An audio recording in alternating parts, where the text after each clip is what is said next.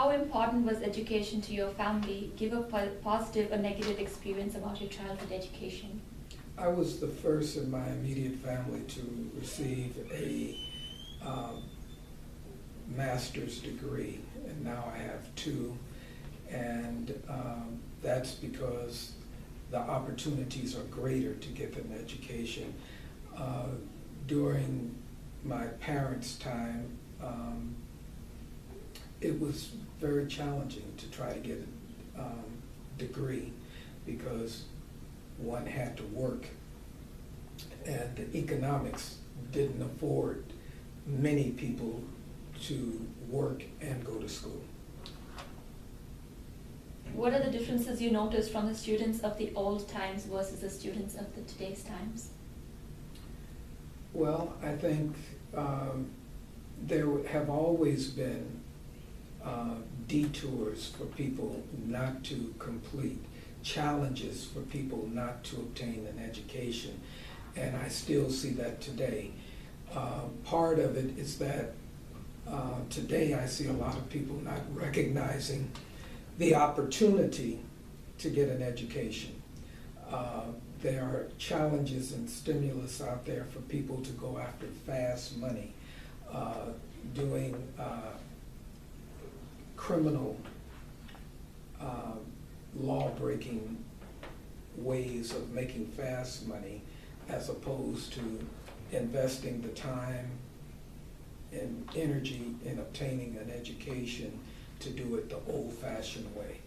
During the other times, people, I think when I was going to college, that was when the drug epidemic started, and that was a distraction, and then selling drugs, people coming out of Vietnam in the military addicted to utilization of substances and alcohol and things of this nature, which detoured people from education.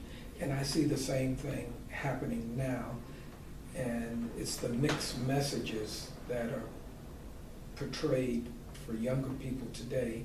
A lot of people want to be rappers, and the media shows quick money, a lot of success, but it doesn't show you how competitive it is to be successful in the music industry, etc.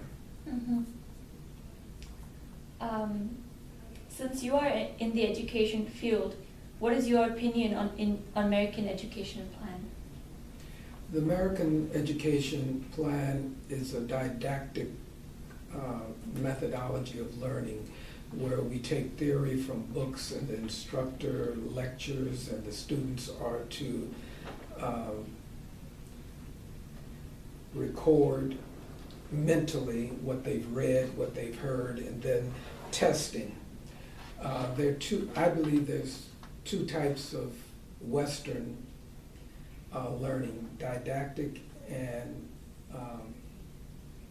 a freestyle of learning where the student is motivated, the professor or counselor engages with students in conversation and mentoring, modeling, allowing the student to discover what he or she really wants to do and opening that up. I think from K through 12, we find, and most researchers have identified, that by the third grade, a lot of students become disenchanted with American learning, where students want to go to school for preschool, kindergarten, and first grade, but by the third grade, it becomes boring.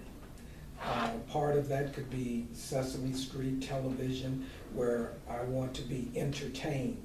So then that's transposed to the instructor entertaining me as opposed to stimulating me wanting to learn and learning. I think Eastern learning is where, as we look at Socrates, Plato, and Aristotle, where the teacher and student had a relationship of mentor-student. The student lived with the professor, learned what it meant to be a philosopher or whatever, and information was transmitted by experience, mentoring, and teaching. Mhm. Would you support the concept of free education? Yes, I think that we're one of the wealthiest countries in the world. We have people from all over the world coming here to get an education. I find it a travesty that we pay athletes exorbitant salaries, and then educators, we give them limited salaries. And then we find, as in my class today, when one of the deans asked how many students would like to become teachers, and nobody raised their hand, one student went like this.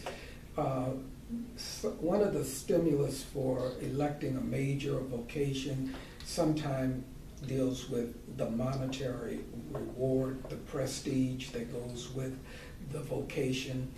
And right now, we honor athletes higher than people we entrust our children on our future. And therefore, we don't have the best teachers, and then we don't support our schools. Many schools go without quality materials, updated technical things, and I think it's a sad commentary on one of the most powerful and wealthiest countries in the world that we don't cherish our education. But we see people internationally coming here to get their education, and we find that many of the students that live in this country are not stimulated nor motivated to achieve success academically. How does religion impact your family life and your life? Support your statement with this story. Okay. Traditionally, in the African American community, which many of which originated in the South, the church played a significant role. The church served as a place, a nucleus of community, hope, and promise for people that were oppressed. The civil rights movement began in the church. And it was not just black churches and black clergy that began black colleges. For example, I'll be taking some students to New Orleans, and one of the schools that we're going to visit in the historic black colleges and universities is Xavier University in New Orleans. That university was founded by the Catholic Church. The theme for the historic black colleges is a mind is a terrible thing to waste. And so not only were black people believing that, white people and others and other religious leaders raised money, marched, and made it possible for African Americans to get an education, whereas African Americans were taxpayers in Texas, Alabama, Louisiana, Mississippi, and other southern states, but they didn't have an equal education.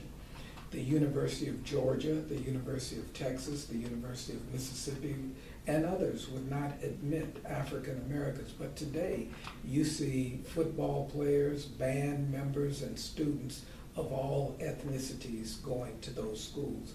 But I saw and lived through the time where it was prohibited to mix the races and going to the same school.